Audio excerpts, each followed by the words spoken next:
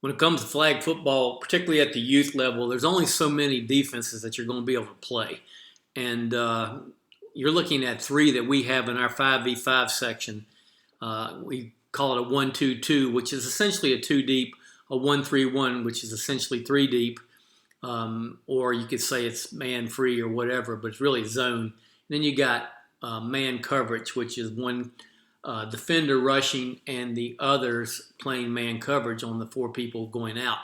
Now, what you can do, and we want to just take a point to show you today, here's an example of a bunch formation on offense, and you're lined up on defense, and you're playing, once again, you're playing man coverage, and you're rushing somebody to the quarterback. Now, typically, there's going to be a rule about how long this rusher has to wait and that type of thing. But what you want to do, you want to make sure that the quarterback doesn't know which one is coming until the last second.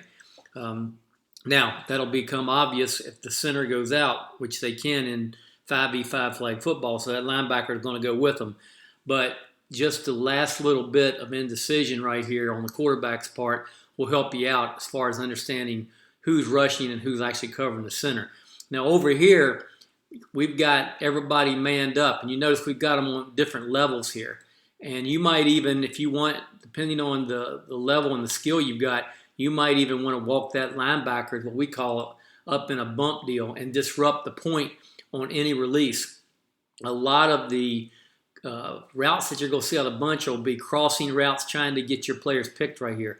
That's why you always want to get them on different levels right here where they can cross each other and not run into one another. Now, the point that we want to make today, though, is if you come over and you're playing a 1-3-1, you can essentially line up the same way. If you want to, you can make these look almost identical pre-snap as far as, you know, where they're going to be lined up and who they're going to be lined up on.